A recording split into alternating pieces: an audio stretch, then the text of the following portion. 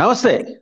తిరుపతిలో చోటు చేసుకుంటున్న డెవలప్మెంట్స్ ఇప్పుడు రాష్ట్రాన్నే కాదు, ఆ మాటకొస్తే వెంకన్న భక్తులందరినీ కూడా ఆకర్షిస్తున్నాయి. ఎవరో రవికుమార్ అంట, పరకామణి చోరీ కేసు అంట, మరి ఆయనతో విభేదాలంట, భానుప్రకాష్ రెడ్డి గారి కన్నీరంట. ఇప్పుడు ప్రపంచంలో సమస్యలేమీ లేనట్టు ఆ రవికుమారు, ఆ పట్టుబడిన రవికుమారు, ఆ రవికుమార్ గురించి ప్ర భానుప్రకాష్ రెడ్డి గారి ఆవేదన ఏంటి, అసలు దీని వెనకాల ఏం జరుగుతోంది? మరో పక్క ముక్కోట ఏకాదశికి 10 రోజుల ఏర్పాట్లు అన్నీ, ఇంకా వీటితో పాటు 2 3 అంశాలు మనతో చర్చించడానికి లైవ్ లో జాయిన్ అయ్యారు వైఎస్ఆర్సిపి రాష్ట్ర జాయింట్ సెక్రటరీ అజయ్ కుమార్ గారు తిరుపతి నుంచి. నమస్తే అజయ్ గారు. నమస్తే సార్. నమస్తే. ఏంటి సార్, భానుప్రకాష్ రెడ్డి గారు కన్నీటి పర్యంతం అవుతున్నారు. తిరుపతి అంతా తడిసిపోయింది వర్షాలతో పాటు, ఆయన కన్నీటితో కూడా తడిసిపోయింది అంటున్నారు. ఎందుకు ఆయన అంతగా ఆయనకు గుండెని కదిలించిన ఆ సంఘటన ఏంటి, దాని పూర్వపరాలు? మీరు లోకల్ కదా, మీకు ఎక్కువ తెలుస్తాయి మాకన్నా. రవికుమార్ అనే వ్యక్తి ఆ, తిరుమల పరకామణిలో ఉద్యోగం నిర్వహిస్తున్నాడు సార్, గుమస్తాగా. ఆ ఉమ్, గుమస్తాగా ఉద్యోగం నిర్వహించినటువంటి ఆ వ్యక్తి తరచుగా అక్కడ ఉన్నటువంటి డబ్బులని, గోల్డ్ని మరియు ఈ అమెరికన్ డాలర్స్ వీటన్నిటిని కూడా దొంగలించి తను రహస్యంగా ఒక మర్మాంగం దగ్గర ఒక ప్రదేశాన్ని ఆపరేషన్ లాగా చేయించుకొని దాంట్లో నుంచి ఆ డబ్బులన్నీ కూడా దొంగతనం చేసి తీసుకొని బయటకు వస్తున్నట్టుగా మన అందరికీ కూడా తెలిసింది. అది ఎలా తెలిసిందంటే, జేఈఓ ధర్మారెడ్డి గారు ఉన్న సమయంలో ధర్మారెడ్డి గారు ఇట్లా ఏదో అనుమానం వస్తోందని చెప్పి విజిలెన్స్ వాళ్ళు ఇచ్చిన నివేదికల మేరకు మొత్తం వీడియోలన్నీ కూడా చెక్ చేసినప్పుడు ఆ సీసీ కెమెరాల్లో ఈ రవికుమార్ అనే వ్యక్తి దొంగతనం చేస్తూ పరకామణిలో పట్టుబట్టడం జరిగింది. అది జరిగిన తర్వాత నాకున్న సమాచారము, చిన్నజీయర్ స్వామి గారి దగ్గర ఈయన పనిచేస్తున్నట్టుగా, చిన్నజీయర్ స్వామి ఈ విషయాన్ని ఇలా బయటికి గనక వస్తే అటు హిందూ ధార్మిక సంస్థల మీద, అంటే హిందుత్వం మీరు మీద మీరు చాలా. చెప్పే మీరు చెప్పే ఆయన కొండ మీద ఉండే జియరు, జియం గారు, అంతేనా? జియంగారు జియంగారు జియంగారు చిన్న జియంగారు జియర్ అవును. అంటే మళ్ళీ వేరే వస్తుంది, అందుకని చెప్తున్నాను. వేరే ఇక్కడ జియంగారు జియంగారు జియంగారు గారు, కొండ మీద ఉండే జియంగారు జియంగారు గారు. ఓకే. జియంగారు ఆయన చెప్పడంతో ఇది ఎలా పరిష్కరించాలని చెప్పి అప్పుడున్నటువంటి అధికారులు ఒక నిర్ణయం తీసుకున్నారు. ఇప్పుడు ఎవరికైనా ఒక తప్పు చేస్తే ఈ తప్పుని నేను ఈ రకంగా సరిదిద్దుకుంటానంటే ఒక అవకాశం ఇస్తారు. ఆ రకంగా ఆయన ఏం చేశారంటే, నేను తిరుమల తిరుపతి దేవస్థానానికి తిరిగి నేను ఏవైతే దొంగలించిన సొమ్ముతో ఏవైతే కూడబెట్టుకున్నానో ఆ ఆస్తులన్నీ మీ పేరట రాసిచ్చేస్తాను దేవుడి పేరట అని చెప్పడంతో అప్పట్లో టిటిడి అధికారులు లోక్ అదాలత్కి వేసి ఆ లోక్ అదాలత్ ద్వారా దీన్ని మాఫీ చేసినట్టుగా, తద్వారా 14 కోట్ల రూపాయలు రిజిస్టర్ వాల్యూ అంటే మార్కెట్ వాల్యూ దాదాపుగా 40 కోట్ల రూపాయలని శ్రీవారికి కానుకగా ఆయన తిరిగి చెల్లించేటువంటి కార్యక్రమాన్ని చేసినట్టుగా తెలియవచ్చింది. దాన్ని ఎక్కడో అవకతవకలు జరిగినాయని చెప్పి భావించి మన వార్త తిరుపతి అని చెప్పి ఒక సంపాదకుడు ఉన్నారు, చిన్న సంస్థ నడుపుతూ, ఆయన పేరు మాచర్ల శ్రీనివాస్. ఆయన హైకోర్టులో పిటిషన్ వేసినారు. ఇది ఎక్కడో నాకు అనుమానంగా ఉంది, ఇలా దేవుడి సొమ్ముని ఎవరో పక్కదారి పట్టించినట్టుగా నాకు అనిపిస్తోంది, ఎలా చేస్తారు ఈ విధంగా లోక్ అదాలత్లో ఈ కేసును పరిష్కారం అని చెప్పేస్తే దాని మీద కోర్టు ఒక డైరెక్షన్ ఇచ్చింది. ఏమనంటే, దీన్ని వెంటనే పరిష్కరించండి, దీన్ని ఇలా చేయడానికి లేదు, సమగ్ర విచారణ జరపండి అని చెప్పి ఒక ఉమ్, డైరెక్షన్ ఇవ్వడంతో వెంటనే భానుప్రకాష్ రెడ్డి గారు తెరపైకి వచ్చినారు మీడియా ముందుకి. ఉమ్, అప్పటి వరకు భానుప్రకాష్ రెడ్డి గారు ఈ విషయం మీద మాట్లాడలేదు, బయటకు రాలేదు. ఎప్పుడైతే మాచర్ల శ్రీనివాస్ కోర్టులో ఇష్యూని మూవ్ చేస్తే ఒక డైరెక్షన్ వచ్చిందో హైకోర్టు నుంచి, వెంటనే దాన్ని వైసీపీ మీదకు రుద్దాలన్నటువంటి కుట్రని భానుప్రకాష్ రెడ్డి గారు చేసినారు. చేస్తూ అప్పటి పాలక మండలి చైర్మన్ సుబ్బారెడ్డి గారికి, జేఈఓ ధర్మారెడ్డి గారికి, అప్పుడు దాంట్లో బోర్డు సభ్యులుగా ఉన్నటువంటి కరుణాకర్ రెడ్డి గారికి దీన్ని ఆపాదించడం ద్వారా total YSR Congress party defence లో పడుతుంది. తద్వారా ఈయన హిందుత్వాన్ని, తద్వారా వెంకటేశ్వర స్వామి సొమ్ముని ఈయనే పరిరక్షిస్తున్నాడు అన్న మీనింగ్ వచ్చే విధంగా ప్రజల్ని మభ్యపెట్టడానికి అప్పుడు ఆయన మీడియా ముందుకు రావడం జరిగింది. వచ్చి ఆ వీడియోలన్నీ ప్లే చేసినారు. అప్పటికి ఏం చెప్పింది సార్ కోర్టు? ఈ విషయం మీద సమగ్ర విచారణ జరిపి కోర్టు ముందు ఉంచండి అని చెప్పిన తర్వాత ఆ వీడియోలు బయట పెట్టొచ్చా సార్? ఆయన కోర్టు పరిధిలో ఉన్నటువంటి వీడియోలు బయట పెట్టొచ్చా? పెట్టి చేయడు. ఆయన దాన్ని రాజకీయంగా వాడుకునేటువంటి ప్రయత్నం చేసినారు. చేసిన వెంటనే ఇటీవల కాలంలో ఆయన మళ్ళీ కరుణాకర్ రెడ్డి గారు కూడా మీడియా ముందుకు రావడం, నా తల నరుక్కుంటాను, నా హయాంలో అలా జరిగిందని కానీ మీరు నిరూపిస్తే, ఇది జరిగింది, కోర్టుకెళ్ళింది, తద్వారా జరిగింది, మీకు ఏదైనా విచారణ కావాలంటే అసలు సిబిసిఐడీలు కాదు, ఇక్కడ ఉన్నటువంటి విజిలెన్స్ అధికారులు కాదు, ఏకంగా సిబిఐ ఎంక్వైరీ వేసి దీన్ని తేల్చండి అని చెప్పి ఆయన కూడా సవాల్ విసరడం జరిగింది. ఇప్పుడు కొన్ని రోజులు గడిచిన తర్వాత ఏమైందంటే, మాచర్ల శ్రీనివాస్ని ఒక యూట్యూబ్ ఛానల్ ఇంటర్వ్యూకి పిలిచి మాట్లాడుతున్న సందర్భంలో ఆయన ఆసక్తికరమైన విషయాలు బయట పెట్టినారు. అవేంటంటే, భానుప్రకాష్ రెడ్డి గారు ఎవరైతే పరకామణిలో దొంగతనం చేసినటువంటి రవికుమార్ ఉన్నాడో వాళ్ళ భార్యని 5 కోట్ల రూపాయల డబ్బులు అడిగినాడు అని చెప్పడం జరిగింది. ఏ సందర్భంలో అడిగినాడని ప్రశ్నిస్తే, ఈయన పేరు టిటిడి బోర్డు మెంబర్గా ప్రకటిస్తున్న సమయంలో ఆయన ప్రమాణ స్వీకారం చేయడానికన్నా ముందే రవికుమార్ భార్య దగ్గరికి వెళ్ళి నాకు 5 కోట్ల రూపాయలు డబ్బులు ఇస్తే ఈ కేసు మీద నేను తిరగ తోడకుండా ఉంటాను అని చెప్పి వాళ్ళకి చెప్పినట్టుగా, మరి వాళ్ళు ఇచ్చినారు, ఇయ్యలేదు, వాళ్ళేం సమాధానం చెప్పారు, ఈయనేం సంతృప్తి చెందాడు, మాచర్ల శ్రీనివాస్ వేసినటువంటి పిటిషన్ కోర్టు డైరెక్షన్ ఇచ్చేంత వరకు దీని విషయం బయట పెట్టలేదు ఆయన. బయట అప్పుడు పెట్టి ఎప్పుడైతే చేసినారో మాచర్ల శ్రీనివాస్ అసలు విషయాన్ని బయట పెట్టినాడు. పెట్టిన వెంటనే ఇక్కడ కేసు పెట్టారు ఆయన మీద, వెస్ట్ పోలీస్ స్టేషన్ తిరుపతిలో పెట్టి నేరుగా హైదరాబాద్కి వెళ్ళాడు. ఈ ఆరోపణలు వచ్చిన వెంటనే హైదరాబాద్కి వెళ్ళి అక్కడ జేడి లక్ష్మీనారాయణ గారికి కొంచెం రెప్యుటేషన్ ఉందన్న విషయం మనకు అందరికీ తెలుసు. అదేవిధంగా ఎల్వి సుబ్రహ్మణ్యం గారు, అదేవిధంగా చిలుకూరు బాలాజీ టెంపుల్ పూజారి గారిని, వీళ్ళందరినీ కూడా పిలిచి, కొందరు ఇంటలెక్చువల్స్ అంతా పిలిచి ఆ సందర్భంగా ఆయన మాట్లాడుతూ ఏం చెప్పారంటే, నాకు బెదిరింపు కాల్స్ వస్తున్నాయి, నేను అసలు రేపటి రోజున ఉంటానో లేదో నాకే తెలియదు, ఈ పరిస్థితుల్లో నా మనసు చాలా వేదనకు గురవుతా ఉంది అని చెప్పి ఏడవడం జరిగింది. నువ్వు ఎందుకయ్యా అక్కడికి వెళ్ళి ఏడ్చినావు, నువ్వు ఎందుకు అక్కడికి పోయి పెట్టాల్సి వచ్చింది, అక్కడ తాజ్ డెక్కన్ అనే ఒక స్టార్ హోటల్లో ఆ సమావేశాన్ని ఎందుకు నిర్వహించాలి, తిరుపతిలో ప్రజావేదికలు లేవా, తిరుపతిలో ప్రెస్ క్లబ్ లేదా, తిరుపతిలో జర్నలిస్ట్ ఫోరం లేదా, యూనియన్ లేదా, ఇక్కడైతే కేసు పెట్టారు కదా, మరి ఇక్కడే మీరు ప్రజల ముందుకు వచ్చి జరిగిన విషయాలు చెప్పొచ్చు కదా, మరి అక్కడికి ఎందుకు వెళ్ళారు అని మేము కూడా ప్రశ్నించాం. ప్రశ్నిస్తే, ఇప్పుడు సార్ నేను మిమ్మల్ని మీ పట్ల ఒక పొరపాటుగా మిమ్మల్ని నేను ఏదైనా లంచం అడిగాను, లంచం అడిగితే మీరేం చేస్తారు, నా మీద అజయ్ కుమార్ లంచం అడిగాడయ్యా అని చెప్తారు. నేను లంచం అడగండి నిజమైతే నేను మీ ముందుకు రావాలి కదా, నేను మీ ముందుకు వచ్చి నేను రవికుమార్ భార్యని పిలుస్తాను డిబేట్కి రమ్మనండి, లేదా మాచర్ల శ్రీనివాసుని పిలుస్తాను డిబేట్కి రమ్మనండి, నేను దేవుడి మీద ప్రమాణం చేస్తాను, నేను ఈ రకంగా ముందుకెళ్తాను, నాకు దాంతో సంబంధం లేదని చెప్పాలి. కానీ నా మనసు గాయపడిపోతా ఉంది, నేను రేపటి రోజున ఉంటానో లేదో తెలియదు, నన్ను ఒత్తిడి ఎవరు చేస్తున్నారు సార్? తప్పు చేసిన వాడు ఒత్తిడికి గురవుతారు, అంతే కదా సార్? తప్పు చేయకపోతే ఎందుకు ఒత్తిడికి గురవ్వాలా? ఆయన తప్పు చేయకపోతే ఎవరో ఫోన్ చేస్తే ఆ సమావేశం పెట్టొద్దంటే పెట్టకుండా ఎందుకు విరమించుకునే ప్రయత్నం చేయాలా? మీరే తప్పు చేయలేదంటున్నారు, తప్పు చేసిన వ్యక్తి ఎలా ప్రవర్తిస్తారో అలా ప్రవర్తిస్తున్నారు.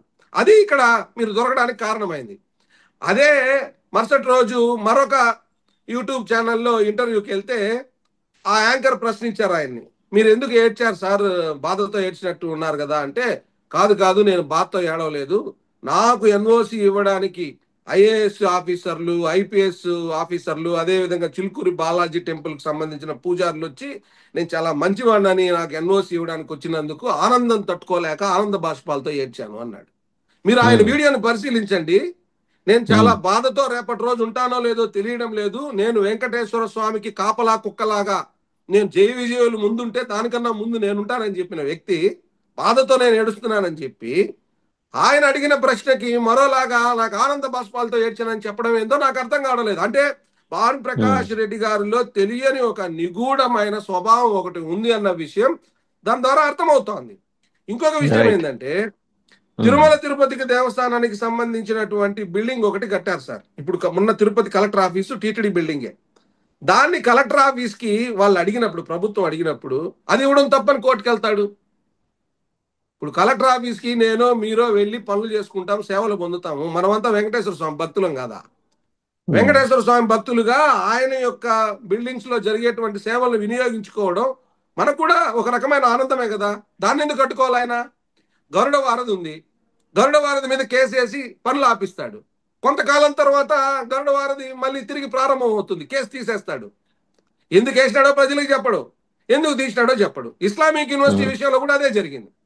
సో ఆయన కాపలా కుక్క కాపలా కుక్క అంటే తిరుపతిలో ఉన్నట్టు బీజేపీ నాయకులు ఏం చెప్తున్నారంటే ఈయన నిజంగా కాపలా కుక్కే.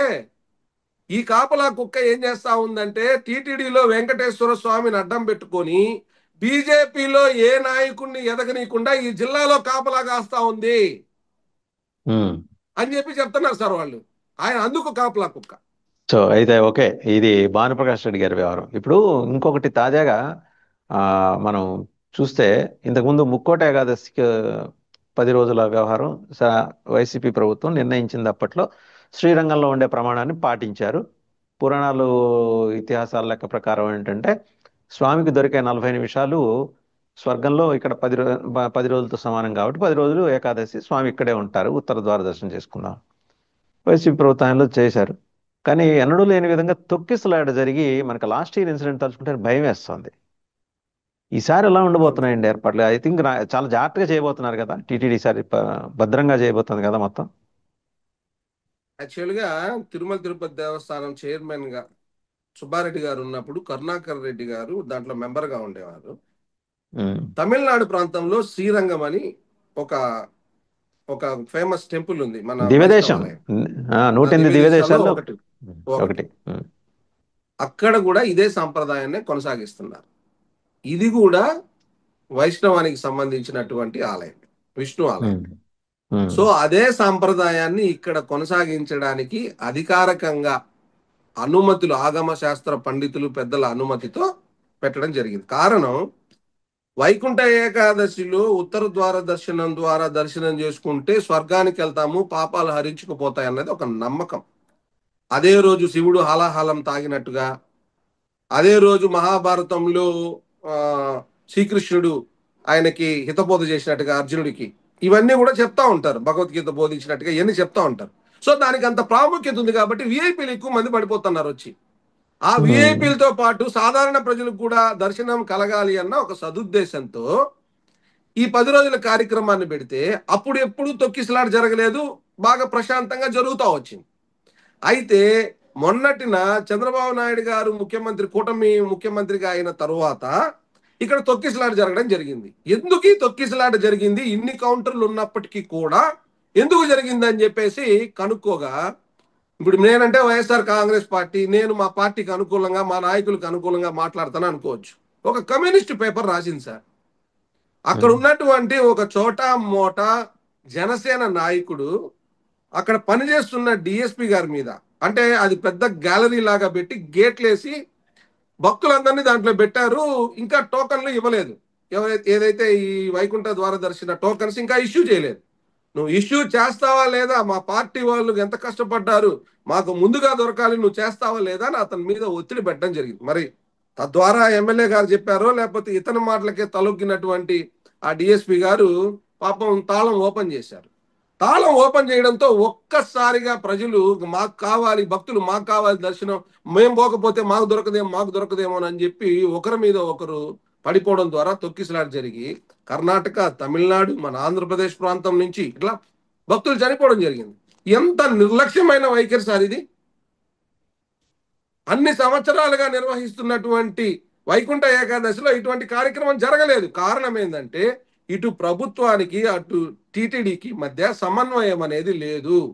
సమన్వయం లేకుండా వీళ్ళ ఇష్టానుసారం, మాది ప్రభుత్వం, మేము ఏం చేసినా చెల్లుతుంది, మా కార్యకర్తలకే ముందు దర్శనం దొరకాలి, మా పవన్ కళ్యాణ్ అభిమానులకే ముందు దొరకాలి, మా చంద్రబాబు నాయుడు గారి అభిమానులకే ముందు దొరకాలి, మిగతా భక్తులతో మాకేం పని అన్న చందాన ప్రవర్తించిన దానికి కారణమే ఈ విధంగా జరిగింది. ఈరోజు మొన్నటికి మొన్న ఏమన్నారు, అసలు 10 రోజుల సమస్య లేదు, మేము మామూలుగా ఎలా ఉందో అలాగే చేస్తామని ఈరోజు 10 రోజులు ఒప్పుకున్నారు. అంటే ఏదైతే జగన్ గారి ప్రభుత్వంలో నిర్వహించినటువంటి కార్యక్రమాలు ఉన్నాయో, అటు ఆధ్యాత్మిక పరంగానైనా ఇటు ప్రజా సంక్షేమ కార్యక్రమాల పరంగానైనా ఈ రోజు వాటినే కంటిన్యూ చేస్తున్నారు తప్ప అవి కూడా చెయ్యలేక ఇబ్బంది పడుతున్నారు. సజావుగా జగన్మోహన్ రెడ్డి గారు పథకాలు ఇచ్చారు, వీళ్ళు మాత్రం 100 పావురాలు ఉంటే 5 పావురాలకు సరిపోయేటువంటి గింజలను తీసుకెళ్లి చల్లుతున్నారు. ఆ చల్లేదాన్ని ఫోటో తీస్తున్నారు, వీడియో తీస్తున్నారు. చూసారా, మేము 100 పావురాలకి ఆహారం పెట్టేస్తామని చెప్పి వాళ్ళకు అనుకూలమైనటువంటి ఛానల్లో ప్రచారం చేసుకుంటున్నారు. ఇంతకు మించి ఇక్కడ ఏం జరగడం లేదు సార్. ఇక్కడ ఇంతకు మించి జరిగేటువంటి సంక్షేమం కానీ అభివృద్ధి కానీ ఏమీ లేదు. సేమ్ అదే విధంగా విశాఖపట్నంలో ఎటువంటి టెంపుల్ కట్టారు సార్ జగన్మోహన్ రెడ్డి గారి హయాంలో? చంద్రబాబు నాయుడు గారి హయాంలో 100 టెంపుల్స్ కూల్చివేతకు గురైతే జగన్మోహన్ రెడ్డి గారి హయాంలో ఎన్ని టెంపుల్స్ కట్టారు? ఎంత మీరు మేలు జరిగింది. చెప్పుకోలేకపోయారుగా. రైటేనండి, కట్టామని ఇప్పుడు చెప్పటం కాదు, ఎన్నికల ముందు మీరు చెప్పుకోలేకపోయారుగా. మీ మీద ముద్ర పడింది కదా మీరు హిందూ వ్యతిరేక పార్టీ అని. మీరు చెప్పాలి కదా, మేము హిందూ వ్యతిరేక పార్టీ అయితే మేము ఇన్ని గుళ్ళు ఎందుకు కడతాము, టీటీడీ ఆలయం బ్రహ్మాండంగా విశాఖ తీరంలో బీచ్లో ఎందుకు కడతాము, మరి కూలిన 40 గుళ్ళు, విజయవాడలో కూలిపోయిన 40 గుళ్ళని తిరిగి పునర్నిర్మింపజేశారు కదా. చెప్పుకోలేకపోవటం మీ చాతకందరం కదా. డాక్టర్ సూటిగా బిఆర్ అడుగుతున్నా, చెప్పండి. అంబేద్కర్ గారు కూడా ఒక మాట అన్నారు సార్, ఉమ్, నిజం ప్రచారంలో గనక లేకపోతే అబద్ధం రాజ్యం ఏలుతుంది అని. మేము నిజాన్ని ఉమ్, ప్రచారం చేయడంలో ఫెయిల్యూర్ అయ్యాం కాబట్టి ఈరోజు అబద్ధం సంబంధించిన కూటమి రాజ్యం వెళ్తా ఉంది. ఇది నిజమే. మేమైతే ఆ తప్పుని అంగీకరిస్తూ ప్రతి కార్యకర్త కూడా ఇక మీదట జరిగినటువంటి నష్టాన్ని మేము గుర్తించాము. రెండోది సార్, మా జగన్మోహన్ రెడ్డి గారిలో ఒక గొప్ప గుణం ఉంది. ఆయన ఎవరికైనా సహాయం చేస్తాడు, దాన్ని చెప్పుకోడు.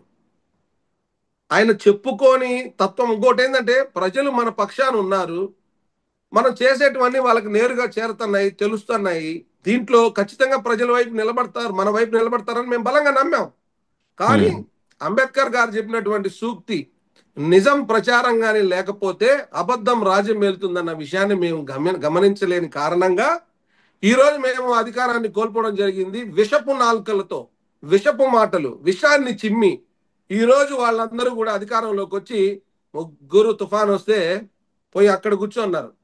ముందు రోజు వస్తున్నారు సార్, తుఫాన్ వస్తే 3 ఫ్లైట్లలో, స్పెషల్ ఫ్లైట్లలో. ఆ రోజు జగన్మోహన్ రెడ్డి గారు తిరిగితే ఫ్లైట్ ఛార్జెస్ ఎంత అవుతున్నాయి, ఎంత అవుతున్నాయి అని చెప్పి గగ్గోలు పెట్టిన వాళ్ళు ఇప్పుడు 3 ఫ్లైట్లు. ఎంత దారుణంగా ఉందంటే, ఒక ఆయన టీవీ ఛానల్ ఆయన అంటారు, పేరు చెప్తే బాగుండదేమో, అలివి అయితే చేత్తో అలా తిప్పి ఇలా వేసేస్తాడంట ఈ మొందా తుఫాన్ రానీకుండా. ఉమ్. ఏం సార్ ఇది? ఏమో ఆ అంటే శక్తి ఉందేమో. మరి మీరు ఎట్లా అంటారు, లేదని ఎందుకు అంటారు? ఉండుండొచ్చు కదా. అంటే ఎట్లా సార్ అందుకే శ్రీకృష్ణుడు? అందుక అందుకనే కదా తుఫాను ఆంధ్రని తాకకుండా తాకకుండా తెలంగాణ వైపు మళ్ళింది. మరి నిజమే కదా, తెలంగాణ వైపు మళ్ళింది అయితే నిజమే కదా. పాప ఆయన ఎందుకు మీరు అంటే ఆడిపోసుకుంటారు? చంద్రబాబు నాయుడు గారు చేతులతో తిప్పినట్టేనేమో మరి, ఇంకా ఆయన చెప్పినట్టుగా. ఉమ్, ఉమ్, అంటే ఇది ఎట్లా ఉంటుందంటే, కనీస అవగాహన లేని వాళ్ళు కూడా పత్రికాధిపతులు, ఛానల్ అధిపతులు అయిపోయారన్న విషయం తెలుస్తుంది. తుఫాన్లు లేకపోతే వర్షాలు పడవు, అడవులు లేకపోతే వర్షాలు పడవు. తుఫాను యొక్క తీవ్రత అధికమైనప్పుడు ప్రజల్ని ఏ విధంగా రక్షించాలనే దానికి ఈ డిజాస్టర్ మేనేజ్మెంట్లు, ఈ గవర్నమెంట్లు. అసలు సముద్రాన్నే వెనక్కి పంపించేస్తే ఉండేది మన భూభాగం ఎంత, సముద్ర భాగం ఎంత? ఇక్కడి నుంచి నీరు మరొక వైపు కంటే ఏంది సార్ అసలు? ఇది ఏమన్నా సాధ్యపడే పని? ప్రకృతిని ఏదైనా మనం మార్చగలమా? మనం ఉమ్, ప్రకృతి యొక్క బారిన నష్టపోకుండా కాపాడడానికి మాత్రమే చర్యలు తీసుకోగలం. ఆ యంత్రాంగాన్నే మనం తయారు చేసుకోగలం. అంతే తప్ప ఏ నిమిషానికి ఏం జరుగుతున్న ప్రకృతినే మార్చగలిగినంత గొప్పోడు మా నాయకుడు అని చెప్తున్నారంటే, ఇంక వీళ్ళని ఉమ్, ఏమనాలి సార్ మనం? ఏ ఉమ్. భాషలో తిట్టాలో, ఏ పదాలతో తిట్టాలో అర్థం కావట్లేదు.